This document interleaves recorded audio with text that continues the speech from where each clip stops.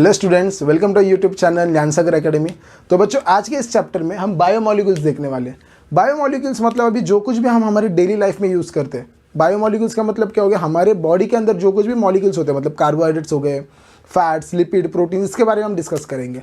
तो बच्चों, chapter start करने से पहले एक बात बता दूँ कि हम ये 12th स्टैंडर्ड का जो एलिमिनेट पोर्शन है जो हमें बोर्ड ने दिया है, उसके हिसाब से हम ये वीडियो बना रहे हैं। और आपको ये चैप्टर में बस ये वीडियो देख लिया, बस दैट्स इट। आगे आपको कुछ करने की ज़रूरत नहीं है बच्चों। ओके, तो सबसे पहले कार्बोहाइड्रेट्स के ऊपर हम फोकस करने वाले, क्योंकि ये चैप्टर में सबसे ज़्यादा उन्होंने कार्बोहाइड्रेट्स के बारे में बात की है। ओके, तो कार्बोहाइड्रेट्स को बच्चों सैकराइड्स भी कहा जाता है। ओके, कार्बोहाइड्रेट्स को सैकराइड्स भी कहा जाता है। तो कार्बोहाइड्रेट्स की उन्होंने क्लासिफिकेशन दिया हम लोगों को, तो चलो वो देख लेते हैं। ठीक है, carbohydrates are classified into 3 types. पहला है मोनोसैकराइड, दूसरा है ओलिगोसैकराइड और तीसरा है पॉलीसैकराइड। ओके, तो बच्चों सबसे पहले सैकराइड का मतलब तो हमें समझ में आ गया, कार्बोहाइड्रेट है। तो मोनोसैकराइड का मतलब क्या है, जिसमें सिर्फ एक ही कार्बोहाइड्रेट प्रेजेंट होगा, जिसमें एक ही कार्बोहाइड्रेट प्रेजेंट होगा उसको हम बोलेंगे मोनोसैकराइड। तो देखो बच्चों, ऐसे भी तो हो सकता है 2 सैकराइड एक साथ प्रेजेंट होंगे या फिर 3 सैकराइड एक साथ प्रेजेंट होंगे, हो सकता है ना। तो अगर 2 सैकराइड एक साथ प्रेजेंट होंगे तो इसको हम बोलेंगे डाइसैकराइड। अगर ऐसे 3 सैकराइड एक साथ प्रेजेंट होंगे तो इसको हम बोलेंगे ट्राइसैकराइड। अगर 4 होंगे तो उसको हम बोलेंगे टेट्रासैकराइड। ओके, सो 2 से लेके 10 तक ओलिगोसैकराइड में माना जाता है। 2 सैकराइड से लेके 10 सैकराइड तक अगर यूनिट आएगा तो उसको हम ओलिगोसैकराइड में कंसीडर करेंगे। और 10 से ज़्यादा गया, मोर देन 10 गया तो इसको हम पॉलीसैकराइड्स बोलेंगे। ओके बच्चों, तो ये था हमारा कार्बोहाइड्रेट्स का डिस्ट्रीब्यूशन था, मोनोसैकराइड्स, ओलिगोसैकराइड, पॉलीसैकराइड्स। तो सबसे इंपॉर्टेंट कार्बोहाइड्रेट्स होता है, उसमें ग्लूकोस आ जाता है, फ्रुक्टोस आ जाता है, सुक्रोस आ जाता है। तो आगे हम प्रिपरेशन ऑफ ग्लूकोस के बारे में देख लेंगे। तो चलो बच्चों, हम प्रिपरेशन ऑफ ग्लूकोज देख लेते हैं। तो बच्चों, कुछ करना नहीं है ग्लूकोज प्रिपरेशन के लिए। सबसे पहले सुक्रोस ले लो, सुक्रोस के अंदर तुम वाटर डाल दो, उसको थोड़ा सा हीट कर दो, आपको मिलेगा ग्लूकोज प्लस फ्रुक्टोस। ओके बच्चों, ज़्यादा कुछ नहीं, सिर्फ यहाँ पर मैंने फॉर्मूला लिख देता हूँ।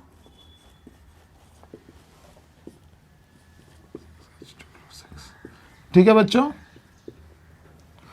देखो ये चैप्टर में आपको सारे फॉर्मूलेस याद करने नेसेसरी है। ग्लूकोज का फॉर्मूला, फ्रुक्टोज का, सुक्रोज का, या इनके फिर स्ट्रक्चर्स कैसे होते हैं, ये एग्जाम में बहुत बार पूछा जाता है। ठीक है, तो ये यहाँ पर आपके मार्क्स लूज नहीं करने हम लोगों को। तो ये था एक one method of preparation of glucose. तो और एक मेथड है preparation of glucose, we can also prepare glucose from starch. Starch से भी हम ग्लूकोज बना सकते हैं। तो कैसे करना है, सेम मेथड लेना है। क्या करना है आप लोगों को, ये एक मेथड हो गया। दूसरा मेथड क्या करना है, डायरेक्टली स्टार्च लेना है, स्टार्च के अंदर सेम वाटर डाल देना है, थोड़ा हीट कर लो और थोड़ा प्रेशर लगा दो, आपको डायरेक्टली मिल जाएगा ग्लूकोज। आप ऊपर देख सकते हो, आपको ग्लूकोज और फ्रुक्टोज मिल रहा था जब आप सुक्रोज के साथ रिएक्शन करोगे। अगर आप स्टार्च के साथ रिएक्शन कर दोगे तो आपको डायरेक्टली ग्लूकोज मिल जाएगा। तो ग्लूकोज स्ट्रक्चर, स्टार्च का भी मैं स्ट्रक्चर यहाँ पे लिख देता हूँ, फॉर्मूला में लिख देता हूँ यहाँ पर। ओके, ये सारे फॉर्मूला वापस बोल रहा हूँ, ये सारे फॉर्मूला प्लीज़ लर्न कर दिए, एग्जाम में आ जाएंगे। ओके बच्चों, तो हमें प्रिपरेशन ऑफ ग्लूकोज पढ़ लिया, 2 मार्क का क्वेश्चन एग्जाम में आपको आ जाएगा। होप्स आप मेरे साथ लिख रहे हो, या फिर पॉज करके वापस लिख लेना, मैं वापस बोल रहा हूँ।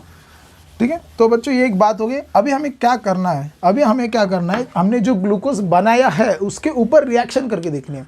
मतलब जो ग्लूकोज के ऊपर हम अलग अलग केमिकल्स डाल के देखेंगे कि होता क्या है। अभी जैसे आपको पता है, मैंने अभी बताया आपको ग्लूकोज का फॉर्मूला क्या है, C6H12O6। ओके, तो अगर ग्लूकोज का स्ट्रक्चर देखा जाए तो ग्लूकोज का स्ट्रक्चर कुछ इस तरीके का है। ओके, हर जगह OH रहेंगे, यहाँ पर एक एल्डिहाइड ग्रुप रहेगा और यहाँ पर हाइड्रोजन्स रहेंगे। अगर सपोज इसके अंदर में HI डाल दूँ, इसके अंदर में क्या कर दूँ बच्चों, HI डाल दूँ, तो HI डालने के बाद क्या होगा, मेरे सारे ऑक्सीजन और सारे हाइड्रोजन्स निकल जाएंगे।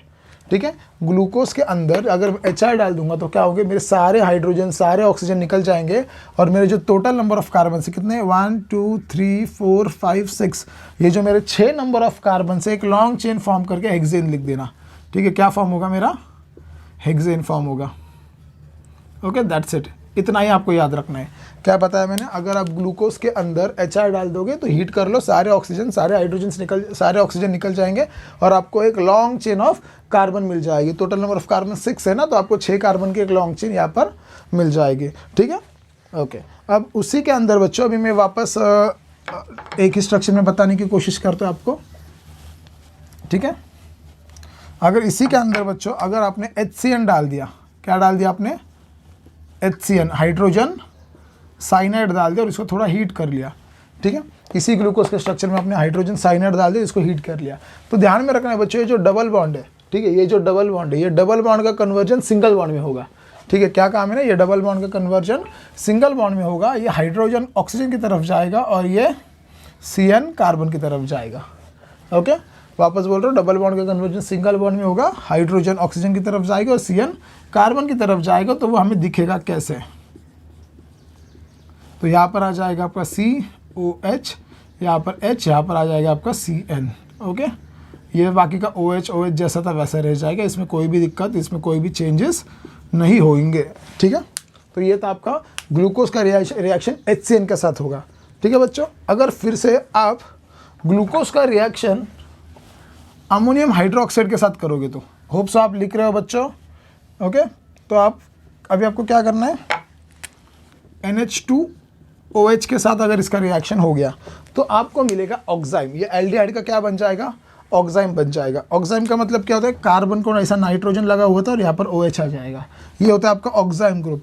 तो सिमिलरली यहाँ पर भी ऑक्साइम हो जाएगा। देख लो क्या बन जाएगा, जब आप एल्डिहाइड ग्रुप, सिर्फ रिएक्शन इतने ही ग्रुप पे होने वाले बच्चों, ध्यान में रखना है, नीचे का ग्रुप एज इट इज रहने वाला है फिलहाल। तो जब आप इसके अंदर NH2OH डाल दोगे तो यहाँ पर क्या बन जाएगा आपका, यहाँ पर बन जाएगा आपका ऑक्साइम। ओके, ये कार्बन जैसा था वैसा, ये हाइड्रोजन जैसा था वैसा, और ये डबल बॉन्ड O की जगह पे क्या लग जाएगा, ये आपका ये डबल बॉन्ड NOH लग जाएगा बच्चों। ठीक है, फाइन विद दिस। ओके, तो अब हम क्या करेंगे, इसके अंदर ऑक्सीजन डाल देंगे इन प्रेजेंस ऑफ Br2। ठीक है बच्चों, पॉज करके लिख लेना, मैं बार बार वही बात बता रहा हूँ। ठीक है, इसके अंदर सपोज मैं Br2 इन वाटर डाल देता हूँ इन प्रेजेंस ऑफ ऑक्सीजन, तो यहाँ पर होगा क्या, देखो मैंने सर्कल भी किया है, वैसे ही होगा। अब यहाँ पर क्या होगा, ऑक्सीडेशन होगा। क्या होगा बच्चों, यहाँ पर होगा ऑक्सीडेशन। एक ध्यान में रखना एक बात, प्राइमरी अल्कोहल का ऑक्सीडेशन हो गया तो आपको एल्डिहाइड मिलता है। ठीक है, प्राइमरी अल्कोहल का ऑक्सीडेशन हो गया तो आपको एल्डिहाइड मिलता है, और एल्डिहाइड का आगे ऑक्सीडेशन कर दिया आप लोगों ने तो आपको मिलेगा एसिड। आपको क्या मिलेगा बच्चों, एसिड मिलेगा। ठीक है, प्राइमरी अल्कोहल का ऑक्सीडेशन किया तो आपको एल्डिहाइड मिलता है, एल्डिहाइड का ऑक्सीडेशन किया तो आपको एसिड मिलता है। अब देखो यहाँ पर एल्डिहाइड ग्रुप है ना, ये कौन सा ग्रुप है, एल्डिहाइड ग्रुप है। यहाँ पर मैं ऑक्सीजन ऐड कर रहा हूँ, है ना, यहाँ पर मैं ऑक्सीजन ऐड कर रहा हूँ ना, तो ऐड करने के बाद मुझे क्या मिलेगा, ऐड करने के बाद मुझे मिल जाएगा, क्या मिलेगा बच्चों, ऑब्वियसली मिलेगा मुझे एसिड, दैट्स इट। ठीक है, जैसे कि मैंने कहा था कि एल्डिहाइड का ऑक्सीडेशन करने के बाद आपको क्या मिलेगा, आपको मिल जाएगा एसिड। ओके, तो ये जो ग्लूकोज का स्ट्रक्चर है, ठीक है, और ये जो स्ट्रक्चर बन गया ये है आपका ग्लूकोनिक एसिड। ठीक है, ये हो गया आपका ग्लूकोनिक एसिड। ठीक है बच्चों, अब ये तो बात हो गई, एल्डिहाइड का ऑक्सीडेशन करने के बाद आपको एसिड मिलेगा ना, प्राइमरी अल्कोहल का ऑक्सीडेशन करने के बाद आपको एल्डिहाइड मिलेगा, ये भी एक लिख लेना साइड में। ठीक है, अभी आपको क्या करना है बच्चों, ये जो ग्लूकोनिक एसिड मिला है, ठीक है, ये जो ग्लूकोनिक एसिड मिला है, इसके अंदर में HNO3 डाल देता हूँ इन प्रेजेंस ऑफ ऑक्सीजन। क्या कर दिया मैंने, इसके अंदर मैंने HNO3 डाल दिया, HNO3 इसके अंदर मैंने डाल दिया। HNO3 is an oxidising agent ना, जैसे कि मैंने कहा था प्राइमरी अल्कोहल कन्वर्जन एल्डिहाइड में होगा, फिर एल्डिहाइड का किस में होगा, एसिड में होगा। तो ये तो एसिड ऑलरेडी है, अभी इसका कुछ होगा क्या, नहीं, इसका कुछ नहीं होगा, इसके आगे अभी इसका ऑक्सीडेशन नहीं होगा। लेकिन देखो यहाँ पर अल्कोहल ग्रुप है ना CH2OH, तो ये CH2OH का कन्वर्जन पहले एल्डिहाइड में होगा फिर डायरेक्ट एसिड में होगा। तो HNO3 is a strong oxidizing agent, तो ये क्या करेगा, CH2OH का डायरेक्टली ऑक्सीडेशन किस में कर देगा, एसिड में कर देगा। ठीक है, किस में कर देगा बच्चों, डायरेक्टली इसका भी किस में हो जाएगा, एसिड में हो जाएगा। और ये ऊपर का ग्रुप जैसा था वैसा, ये सारे ग्रुप्स जैसे थे वैसे हो जाएंगे। ठीक है, ये सारे ग्रुप्स जैसे थे वैसे हो जाएंगे। और ये जो स्ट्रक्चर्स मैंने यहाँ पर अभी बनाया, ये दोनों जगह जो एसिड एसिड ग्रुप लगा है तो इसका नाम होता है सैक्रिक एसिड। क्या नाम है इसका बच्चों, सैक्रिक एसिड। देखो ये स्ट्रक्चर था ग्लूकोज का, यहाँ पर एल्डिहाइड है, यहाँ पर देखो एक एसिड लग गया तो इसका नाम ग्लूकोनिक एसिड है, और यहाँ पर अगर मैंने एसिड ग्रुप दोनों जगह पर होगा तो उसका नाम होगा सैक्रिक एसिड। ओके बच्चों, फाइन। ओके, तो और एक बात ऐसी होती है यहाँ पर कि ये जो ग्लूकोज का स्ट्रक्चर मैंने यहाँ पर बनाया है, ग्लूकोज का स्ट्रक्चर जो मैंने यहाँ पर बनाया है, इसके अंदर भी अगर आप HNO3 डाल दोगे इन प्रेजेंस ऑफ ऑक्सीजन तो भी आपको सैक्रिक एसिड मिल जाएगा। ठीक है, ये जो ग्लूकोज का स्ट्रक्चर है इसके अंदर आपने HNO3 प्रेजेंस ऑफ ऑक्सीजन डाल दिया तो भी आपको सैक्रिक एसिड मिल जाएगा। कि वो कैसे कि HNO3 is a strong oxidizing agent. वो क्या करेगा, ये C डबल बॉन्ड OH का मतलब एल्डिहाइड का कन्वर्जन भी किसमें करेगा, एसिड में करेगा, और ये अल्कोहल का कन्वर्जन किसमें करेगा, एसिड में कर जाएगा। देखो जो Br2 in water oxygen presence of oxygen, उसने क्या किया था, उसने अल्कोहल को कुछ दिक्कत नहीं दिलाई थी। देखो ऑक्सीजन OH जैसा था वैसा है यहाँ पर, उसने सिर्फ एल्डिहाइड का कन्वर्जन एसिड में किया था। लेकिन HNO3 क्या करेगा, दोनों का कन्वर्जन क्या कर देगा बच्चों, एसिड में कर देगा। Okay, fine with this, hope से आपको समझ में आ गया। ये मैं रब कर देता हूँ। ओके, नहीं लिखा होगा तो लिख लो या फिर स्क्रीनशॉट निकाल लो, मैं रब कर दे रहा हूँ ये। ओके, नाउ अब हम क्या करेंगे, अब इसके अंदर हम एसिटिक एनहाइड्रेट डाल देंगे। ओके, इसके अंदर अभी हम क्या करेंगे, एसिटिक एनहाइड्रेट डाल देंगे। एसिटिक एनहाइड्रेट क्या होता है, CH3 C double bond O C double bond O CH3 डाल के थोड़ा मैं इसको हीट कर दूंगा। अब इसके अंदर अभी अगर आपने एसिटिक एनहाइड्रेट डाल दिया, एग्जाम में आता ही है। ओके बच्चों, तो अब ये होगा क्या, तो अभी कैसे होगा कि ये जो OH देख रहे हो आप, ये OH क्या करेगा, ये कार्बन के ऊपर अटैक कर देगा। ठीक है, ये O क्या करेगा, O ये कार्बन के ऊपर अटैक कर देगा, और ये पूरा ग्रुप जो मैं देखो डॉट से मार्क कर रहा हूँ ग्रीन मार्कर से, तो ये पूरा ग्रुप क्या होगा, बाहर निकल जाएगा। ये पूरा ग्रुप क्या होगा, बाहर निकल जाएगा, और ये जाते जाते इसका हाइड्रोजन लेके जाएगा। जाते जाते क्या करेगा, इसका हाइड्रोजन लेके जाएगा। तो मुझे बाहर क्या मिलेगा, तो मुझे बाहर मिलेगा ये C डबल बॉन्ड O, ये बाहर मिलेगा CH3, इसके साथ लगा हुआ ये ऑक्सीजन, और उसने क्या लेके गया, ये हाइड्रोजन, ये मुझे बाहर मिल जाएगा। और मुझे यहाँ पर क्या चेंजेस मिलेंगे, एक मिनट, यहाँ पर मुझे क्या चेंजेस मिलेंगे, देखो ये एल्डिहाइड जैसा था वैसा रहेगा। इसने किसके ऊपर अटैक किया, ये कार्बन के ऊपर अटैक किया ना, तो यहाँ पर मैं कार्बन ज्वाइन कर दूँ। ऑक्सीजन ने कार्बन के ऊपर अटैक किया ना, इसलिए मैं कार्बन को ज्वाइन कर दूँ। ये कार्बन के ऊपर क्या है, डबल बॉन्ड O लगा दिया, इसकी ये साइड क्या है, CH3 लगा दिया। ठीक है, बाकी का जैसा था वैसा रह जाएगा। ठीक है, और ये बाकी के OH जैसे थे वैसे रहेंगे स्टार्टिंग में। ठीक है, फिर अब क्या करेंगे हम, ये जैसा ये OH के साथ हुआ, जैसे ये OH के साथ हुआ वैसे ये OH के साथ भी होगा, इसके साथ भी होगा, इसके साथ भी होगा, और इसके साथ भी होगा। सेम रिएक्शन ये OH के साथ जैसे हुई थी ना बच्चों, ये इसके साथ भी सेम होगी। मतलब यहाँ पर भी क्या लग जाएगा, C double bond O CH3, यहाँ पर भी क्या लग जाएगा, C double bond O CH3, यहाँ पर भी क्या लग जाएगा, C double bond O CH3, और यहाँ पर भी वही लगेगा, C double bond O CH3। ठीक है, और ये हमें कितने बार मिलेगा बाहर, ये हमें 5 टाइम्स बाहर मिल जाएगा, क्योंकि ये भी मैं 5 बार ले रहा हूँ। ठीक है, बस इतनी रिएक्शन है बच्चों, और इसका नाम आएगा आपका इसका नाम आएगा ग्लूकोज पेंटा एसीटेट। इसका नाम क्या आएगा, ये ग्लूकोज का स्ट्रक्चर है ना, ये ग्लूकोज हो गया और ये एसीटेट ग्रुप हो गया। ये जो लगा रहे हो ना आप, ये हो गया एसीटेट ग्रुप। कितने बार है, 5 बार है, तो इसका नाम आएगा ग्लूकोज पेंटा एसीटेट। मैं यहाँ पर लिख देता हूँ नाम।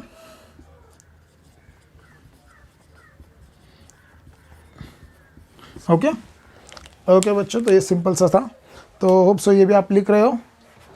तो चलो बच्चों हम देख लेते हैं ऑप्टिकल आइसोमरिज्म इन ग्लूकोज। तो बच्चों अभी तक आपको ग्लूकोज का स्ट्रक्चर याद हो गया होगा कि ग्लूकोज का स्ट्रक्चर होता कैसे। तो मैं एक बार आपके सामने ड्रॉ कर लेता हूँ। ये हो गया हमारा स्ट्रक्चर ऑफ ग्लूकोज। ओके, तो इसके अंदर हम लोगों को क्या देखना है, हमें कायरल कार्बन फाइंड आउट करना है। कौन सा carbon, chiral carbon. Chiral carbon का मतलब क्या होता है, कायरल कार्बन। ओके, देखो बच्चों कायरल कार्बन मतलब ऐसा कार्बन जिसको 4 अलग अलग ग्रुप्स अटैच होते हैं। ठीक है, एक ऐसा कार्बन जिसको 4 अलग अलग ग्रुप्स अटैच होते हैं। तो अभी देख लो इसके बारे में, ये कार्बन देख लो, मैं हाईलाइट कर रहा हूँ। इसको 4 अलग अलग ग्रुप्स अटैच है। कौन से, ये देखो, ये 1, ये 2, ये 3 और ये पूरा नीचे का एक हो गया 4। मतलब इसको 4 अलग अलग ग्रुप्स अटैच है, इसलिए इसको क्या होगा, कायरल कार्बन। इसको मैं एस्ट्रिक साइन से डिनोट करूंगा। ओके, जैसे इस ये कायरल कार्बन है, ये भी कायरल कार्बन है, ये भी कायरल कार्बन है और ये भी कायरल कार्बन है। ठीक है, देखो ये कायरल कार्बन है क्या? नहीं है। क्यों? क्योंकि इसको तो ऑलरेडी 2 हाइड्रोजन अटैच है, तो ये कायरल कार्बन नहीं होगा। कायरल कार्बन मतलब क्या है? जिसको 4 अलग अलग ग्रुप्स अटैच चाहिए। तो हमने देख लिया। तो बच्चों कायरल कार्बन तो देख लिया, लेकिन उसके लास्ट में क्या? सबसे लास्ट वाला जो कायरल कार्बन होता है, ठीक है, जो सबसे लास्ट वाला कायरल कार्बन होता है उसके ऊपर हमें फोकस करना है। मतलब इसके ऊपर, इसके ऊपर। ओके, बाकी का रब कर देता हूँ। ओके, इसके ऊपर मैं फोकस कर रहा हूँ। तो कायरल कार्बन का OH अगर राइट हैंड साइड में होगा, कायरल कार्बन का OH अगर राइट हैंड साइड में होगा तो उसको हम बोलेंगे डेक्स्ट्रो रोटेटरी। क्या बोला मैंने? कायरल कार्बन का OH अगर राइट हैंड साइड में होगा तो उसको हम बोलेंगे डेक्स्ट्रो रोटेटरी। अगर ये लेफ्ट हैंड साइड में होता तो उसको हम बोलेंगे लैवो रोटेटरी। दोनों वर्ड्स में लिख देता हूँ, तो इसको मैं बोलूँगा डेक्स्ट्रो, और अगर लेफ्ट में होता तो उसको मैं वर्ड यूज़ करता लैवो। Okay, fine with this. Right में है ये, इसलिए डेक्स्ट्रो, लेफ्ट में होता तो इसको मैं बोल दूंगा लैवो। और it can be also denoted by plus sign और माइनस साइन। डेक्स्ट्रो को मैं प्लस भी बोल सकता हूँ, लैवो को मैं माइनस भी बोल सकता हूँ। ठीक है, फाइन विद दिस। ओके, मैं रब कर देता हूँ बच्चों। तो आगे हमें अभी क्या पढ़ना है? हमें हम वही पढ़ेंगे कि ये तो ग्लूकोज के बारे में पढ़ लिया, थोड़ा और हम आगे देख लेते हैं। सिमिलरली एक ग्लिसरॉल्डिहाइड का स्ट्रक्चर निकाला इन्होंने। देखो मैं अभी एक ग्लिसरॉल्डिहाइड का एक स्ट्रक्चर निकाल लेता हूँ। ओके, ये हो गया आपका ग्लिसरॉल्डिहाइड। सबसे पहले हमें आइडेंटिफाई करना है whether it is a chiral carbon और नॉट। तो देखो बच्चों, कायरल कार्बन है क्या? यस, ऑब्वियसली ये कायरल कार्बन है, क्योंकि ये कार्बन को 4 अलग अलग ग्रुप्स अटैच है। तो इसके ऊपर मैं एस्ट्रिक साइन डाल दूँ। तो ये कायरल कार्बन का OH कौन से साइड में? राइट साइड में, हो ना, राइट साइड में। तो इसको मैं बोलूँगा डेक्स्ट्रो ग्लिसरॉल्डिहाइड। क्या बोल दूंगा मैं इसको? डेक्स्ट्रो ग्लिसरॉल्डिहाइड, या फिर उसको मैं डी ग्लिसरॉल्डिहाइड भी बोल सकता हूँ, या फिर मैं इसको पॉजिटिव ग्लिसरॉल्डिहाइड भी बोल सकता हूँ। देखो अगर मैंने इसकी मिरर इमेज निकाली, देखिए इसकी मैंने अगर मिरर इमेज निकाली तो ये कैसे आएगा? कुछ इस तरीके का आएगा ये। तो देखो बच्चों, ये कायरल कार्बन है क्या? ऑब्वियसली मिरर इमेज है, ये भी कायरल कार्बन है। इसका OH कौन से साइड में? इसका OH लेफ्ट साइड में। तो ये हो गया मेरा लैवो ग्लिसरॉल्डिहाइड, या फिर मैं इसको L भी बोल सकता हूँ, या फिर इसको मैं नेगेटिव साइन से भी डिनोट कर सकता हूँ। ओके बच्चों, तो बच्चों अब एक क्वेश्चन ऐसे कि ये दोनों एक दूसरे के एनएंशियोमर्स है क्या? क्या बोला मैंने? एनएंशियोमर्स। ओके, एनएंशियोमर्स का मतलब क्या होता है? देखो ये दोनों एक दूसरे के मिरर इमेजेस है, लेकिन दे बोथ आर एनएंशियोमर्स। मतलब क्या? इसको उठा के मैं इसके ऊपर रख दूंगा। देखो इसको मैं उठा रहा हूँ और इसके ऊपर मैं रख दूंगा, तो ये मैच हो रहे क्या? ये मैच नहीं हो रहे, तो इसको मैं बोल दूंगा एनएंशियोमर्स। मतलब कैसे होता है? देखो ये हाथ और ये हाथ मेरा मिरर इमेज हो गया एक दूसरे का, ये इसके ऊपर मैं रख दूंगा तो ये एनएंशियोमर्स नहीं होंगे। तो अगर देखो ये इसका मिरर इमेज हो गया, ये हाथ और ये हाथ इसका मिरर इमेज हो गया, तो ये हाथ उठा के मैं इसके ऊपर रख दूंगा तो ये मैच हो रहे क्या? नहीं हो रहे, तो ये हो गया एनएंशियोमर्स। ठीक है, non super imposable mirror image भी इसको हम बोल सकते हैं। ओके बच्चों, तो ये हमने देख लिया, तो आप इसको लिख लीजिए। हम आगे अभी देखेंगे ring structure of glucose. Hope so आपने इसका स्क्रीनशॉट भी ले लिया होगा, ये मैं रब कर देता हूँ। तो अभी हम आगे देखेंगे रिंग स्ट्रक्चर ऑफ ग्लूकोज। मतलब ग्लूकोज जो हमने पढ़ा अभी चेन स्ट्रक्चर में पढ़ा है ना, स्ट्रेट लाइन में पढ़ा है, तो इसको हम अगर रिंग में करेंगे तो देख लेंगे क्या होता है। ओके, ये एनएंशियोमर्स का अगर थोड़ा समझ में नहीं आया होगा, वीडियो थोड़ा रिवाइंड करके वापस देख लेना, समझ में आ जाएगा आपको। ओके, अब रिंग स्ट्रक्चर मतलब क्या किया उन्होंने? अब उन्होंने फर्स्ट और फिफ्थ कार्बन को ज्वाइन किया है। देखो वही ग्लूकोज का स्ट्रक्चर है,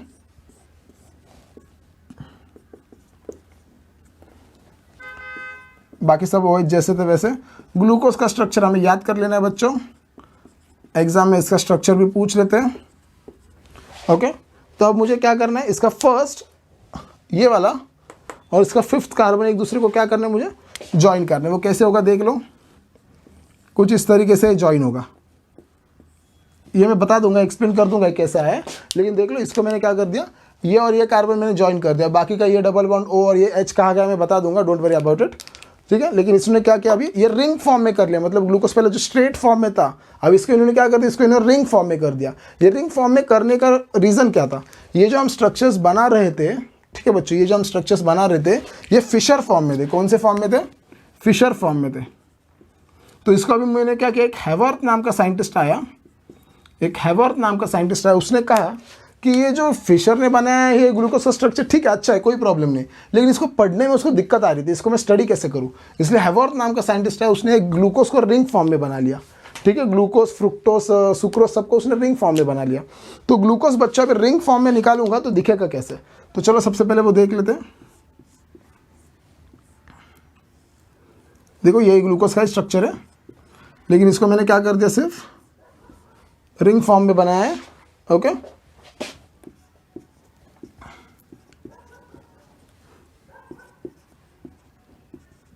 ओके बच्चों, ये हमारे सारे कार्बन हो गए। तो ये जो रिंग फॉर्म में मैंने बनाया है और इसका जो फर्स्ट कार्बन होता है, देखो ये जो उसका हो गया फर्स्ट कार्बन, मतलब O के ऑक्सीजन के बाजू में हो ना, इसको हम बोलेंगे फर्स्ट कार्बन हो गया ये हमारा। तो बच्चों फर्स्ट कार्बन को बोलना है एनोमरिक कार्बन। क्या बोलना है फर्स्ट कार्बन को? फर्स्ट कार्बन को मैं बोलूँगा anomeric carbon. Okay, first carbon मेरा हो गया एनोमरिक कार्बन। तो बच्चों ये तो हो गया ग्लूकोज से हमें राइट है, कोई प्रॉब्लम नहीं। लेकिन ग्लूकोज को मैंने अभी क्या किया, फर्स्ट और फिफ्थ कार्बन ज्वाइन कर दिया, तो ये बनेगा ग्लूकापाइरानोस। क्या बनेगा ये? ग्लूकापाइरानोस। ग्लूकोज था, फर्स्ट और फिफ्थ कार्बन ज्वाइन कर दिया, तो ये क्या बन गया अभी मेरा? ग्लूकापाइरानोस बन गया। तो इसको क्या करना है, इसका OH देखना है। कौन किसका? एनोमरिक कार्बन का OH देखना है, यानी कि फर्स्ट कार्बन का OH देखना है। अगर फर्स्ट कार्बन का OH नीचे होगा तो उसको मैं बोलूँगा अल्फा ग्लूकापाइरानोस। क्या बोलूँगा मैं उसको? अल्फा ग्लूकापाइरानोस। OH देखना है, OH अगर नीचे होगा तो ये हो गया अल्फा ग्लूकापाइरानोस, या फिर ये OH अगर ऊपर हो जाता, ये OH अगर ऊपर होता तो उसको मैं बोलता बीटा ग्लूकापाइरानोस। बहुत सिंपल सी बात है, ये जिसका स्ट्रक्चर है वो लिख लेना है। फर्स्ट कार्बन देखना है, फर्स्ट कार्बन का OH अगर नीचे होगा तो उसको हम बोलेंगे अल्फा, ऊपर होगा तो उसको हम बोल देंगे बीटा। डेट्स इट बच्चों, इसमें कुछ दिमाग लगाने की, कोई अलग से लगाने की ज़रूरत नहीं है। Okay, fine with this. तो चलो हम अभी देख लेंगे, तो हमने मोनोसैक्राइड के बारे में सब पढ़ लिया। अब थोड़ा डाइसैक्राइड देख लेंगे क्या है। ये स्ट्रक्चर में जैसा था वैसे ही रखूँगा। अब होगा क्या बच्चों, डाइसैक्राइड, जैसे कि मैंने अभी वर्ड यूज़ किया था डाइसैक्राइड, वीडियो के स्टार्टिंग में ही मैंने बताया था आपको डाइसैक्राइड होता क्या है। ऐसे दो यूनिट एक साथ आएंगे, एक मोनोमर और एक मोनोसैक्राइड, दो मोनोसैक्राइड एक साथ आएंगे ऐसे बॉन्ड फॉर्म करके, तो इसको हम बोलेंगे डाइसैक्राइड। लेकिन यहाँ पर होता क्या है, ये हो गया डाइसैक्राइड। तो ये जो मैंने स्ट्रक्चर निकाला ये एक सैक्राइड हो गया ना। तो डाइसैक्राइड क्या होता है? डाइसैक्राइड मतलब ऐसा और एक मॉलिक्यूल आएगा और इसके बाजू में ऐसा और एक मॉलिक्यूल इसके बाजू में आएगा और दोनों के बीच में बॉन्ड फॉर्म होगा। ठीक है, चलो वो देख लेंगे कि बॉन्ड फॉर्म कैसे होगा। तो बच्चों ये मैं रब कर देता हूँ। होप से एनोमरिक कार्बन, अल्फा, बीटा जो क्या है वो आपको समझ में आ गया होगा। ओके, तो मैं और एक स्ट्रक्चर यहाँ पर निकाल लेता हूँ जो कि आपको समझने में आसानी होगी। ओके, एक फ्रुक्टोज का स्ट्रक्चर है, एक फ्रुक्टोज का स्ट्रक्चर मैं ड्रॉ कर रहा हूं बच्चों।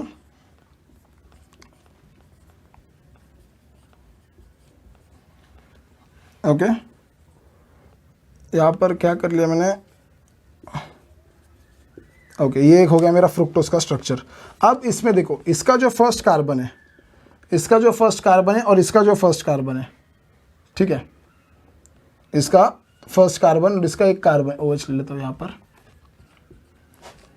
इसका फर्स्ट कार्बन और इसका फर्स्ट कार्बन। अभी आपको क्या करना है, ये ऑक्सीजन जो है, ये ऑक्सीजन एक कार्बन के ऊपर अटैक कर देगा। देखो ऑक्सीजन जो है ये कार्बन के ऊपर अटैक कर दे और ये OH को बाहर निकाल देगा।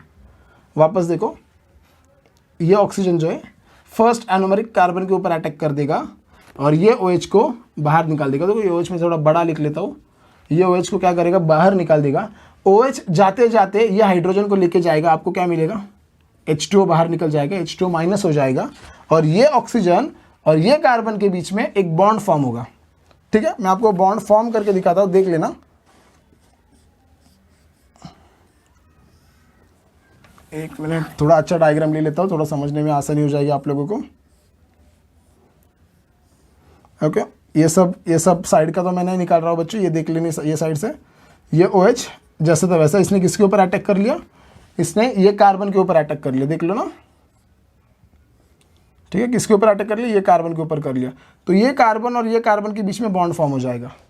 क्या किया मैंने, ये ऑक्सीजन और ये कार्बन के बीच में क्या हो जाएगा, बॉन्ड फॉर्म हो जाएगा। बाकी के स्ट्रक्चर्स जैसे थे वैसे ही रहेंगे, बाकी का सारा जो OH, H, ये H, OH जैसा था ये सब वैसे ही रहेगा। ओके, ये CH2 भी जैसा था वैसा ही रहेगा, सब जैसा था वैसे रहेगा। लेकिन क्या होगा, ये ऑक्सीजन और ये कार्बन के बीच में बॉन्ड फॉर्म होगा। मतलब जो मैं जिक्र कर रहा था, एक मोनोसैकेराइड और ये दो मोनोसैकेराइड के बीच में एक बॉन्ड फॉर्म होता है, ये डाइसैकेराइड हो गया। तो ये भी एक डाइसैकेराइड हो गया। कैसे, ये ऑक्सीजन और ये कार्बन एक दूसरे को क्या हो गए, जॉइंट हो गए, और ये हो गया हमारा एक डाइसैकेराइड फॉर्म हो गया। और ये जो बॉन्ड फॉर्म हो रहा है इसको हम बोलेंगे ग्लाइकोसिडिक लिंकेज। क्या बोलेंगे इसको बच्चों, ग्लाइकोसिडिक लिंकेज। अगर इतना ध्यान में नहीं रह रहा है तो एक बात सिंपली बता दूं, ये ऑक्सीजन और ये कार्बन एक दूसरे को बॉन्ड फॉर्म करेंगे और ये दोनों एक दूसरे को अटैच होंगे और ये बॉन्ड का नाम होगा आपका ग्लाइकोसिडिक लिंकेज। थोड़ा सा कंफ्यूजिंग है यह कंसेप्ट, अगर एक बार समझ में आ गया आपको तो आगे कोई दिक्कत आएगी नहीं। थोड़ा रिवाइंड करके वापस देख लो, इसका स्क्रीनशॉट निकाल लो, लगा दो। तो बच्चों आपने स्क्रीनशॉट ले लिया होगा। तो लेक्चर के स्टार्टिंग में हमने देखा था कि अभी हमने देखा डाइसैकेराइड्स बनते कैसे, एक मोनोसैकेराइड होता है, दूसरा एक मोनोसैकेराइड होता है और इसके बीच में ग्लाइकोसिडिक लिंकेज फॉर्म होकर ये डाइसैकेराइड्स बन जाते हैं बच्चों। लेकिन इस लेक्चर के स्टार्टिंग में हमने देखा सुक्रोस होता है, उसका मैंने हाइड्रोलिसिस कर दिया, थोड़ा हीट कर दिया, तो हमें क्या मिलता है, ग्लूकोज प्लस फ्रुक्टोस मिलता है। तो हाइड्रोलिसिस करने के बाद ग्लूकोज और फ्रुक्टोस हमें अलग अलग नहीं मिलते। तो होता कैसे, ये ग्लूकोज हो गया, ये फ्रुक्टोस हो गया और इसके बीच में ग्लाइकोसिडिक लिंकेज होता है। ठीक है, इसके बीच में क्या होता है, ग्लाइकोसिडिक लिंकेज होता है। तो इसमें क्या है, ग्लूकोज का फर्स्ट कार्बन होता है। ठीक है, ग्लूकोज का फर्स्ट कार्बन और फ्रुक्टोस का सेकेंड कार्बन के बीच में ग्लाइकोसिडिक लिंकेज होता है। क्या बोला मैंने, ग्लूकोज का फर्स्ट कार्बन और फ्रुक्टोस का सेकेंड कार्बन के बीच में ग्लाइकोसिडिक लिंकेज होता है। उसका स्ट्रक्चर देख लेंगे हम कैसे होता है। मैं थोड़ा यहाँ पर शिफ्ट करके लिख लेता हूँ। देखो, ये हो गया मेरा ग्लूकोज का स्ट्रक्चर। ओके, और इधर नीचे मैं फ्रुक्टोज का स्ट्रक्चर बना लेता हूँ। ठीक है, थोड़ा छोटा ड्रॉ कर रहा हूँ बच्चों, होप सो समझ में आ जाएगा आपको। ओके, होप सो सबको दिखाई दे रहा है। ओके, देखो ये मेरा हो गया ग्लूकोज का फर्स्ट कार्बन। मैं अलग मार्कर यूज़ करते हैं, मतलब तुमको समझने में आसानी होगी। ये हो गया आपका ग्लूकोज का फर्स्ट कार्बन। ओके, और ये हो गया आपका फ्रुक्टोज का फर्स्ट और ये हो गया आपका सेकंड कार्बन। ओके, ये हो गया आपका ग्लूकोज का फर्स्ट कार्बन और ये हो गया आपका फ्रुक्टोज का सेकंड कार्बन। मैंने कहा क्या था, ग्लूकोज का फर्स्ट कार्बन और फ्रुक्टोज का सेकंड कार्बन के बीच में ग्लाइकोसिडिक लिंकेज फॉर्म होगा। मतलब कैसे फॉर्म होगा, देखो इसका सेकंड कार्बन और इसका फर्स्ट कार्बन, देखो बीच में मैंने क्या कर दिया, ग्लाइकोसिडिक लिंकेज फॉर्म कर दिया। ग्लूकोज का फर्स्ट कार्बन है और फ्रुक्टोज का सेकंड कार्बन के बीच में एक ग्लाइकोसिडिक लिंकेज फॉर्म कर दिया। इस तरीके से हमें मिलता है ग्लूकोज प्लस फ्रुक्टोज। यानी कि सुक्रोज का अगर आप हाइड्रोलिसिस कर दोगे आपको ग्लूकोज और फ्रुक्टोज मिलेगा, लेकिन अलग अलग नहीं मिलेगा, डाइसैकेराइड के फॉर्म में, मतलब ऐसे फॉर्म में मिलेगा। ग्लूकोज का फर्स्ट होगा और फ्रुक्टोज का सेकंड होगा। ये स्ट्रक्चर आपको सिर्फ ध्यान में रखना है।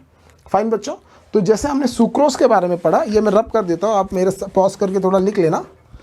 ये मैं रब कर देता हूँ, लेकिन रब करने से पहले बच्चों एक बात ध्यान में रखना, जब हम सुक्रोज का हाइड्रोलिसिस करते हैं, सुक्रोज का अगर हम हाइड्रोलिसिस करते हैं तो उसको बोलते हैं हम इन्वर्जन ऑफ सुक्रोज। क्या बोलते हैं इसको हम बोलेंगे इन्वर्जन ऑफ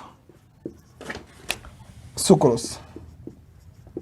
ओके, सुक्रोज का हाइड्रोलिसिस करते हैं उसको बोलेंगे हम इन्वर्जन ऑफ सुक्रोज। और हाइड्रोलिसिस करने के बाद मुझे ये दो चीज़ें मिलती है, इसको बोलेंगे इन्वर्ट शुगर। क्या बोलेंगे इसको हम, इन्वर्ट शुगर। देखो बच्चों ये एग्जाम में आता है, इन्वर्जन ऑफ सुक्रोज क्या होता है, किसी ने पूछ लिया इन्वर्जन ऑफ शुगर बताओ क्या है, तो सुक्रोज का हाइड्रोलिसिस होना उसको हम बोलेंगे इन्वर्जन ऑफ सुक्रोज। और किसी ने पूछ लिया इन्वर्ट शुगर मतलब क्या होता है, सुक्रोज का हाइड्रोलिसिस करने के बाद ग्लूकोज और फ्रुक्टोज मिलता है, उसको हम बोलेंगे इन्वर्ट शुगर।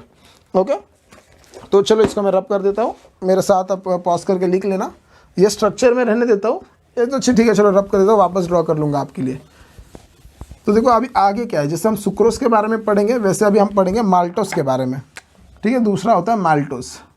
माल्टोस मतलब क्या, माल्टोस कैसे फॉर्म होता है, माल्टोस कैसे फॉर्म होगा देख लेंगे।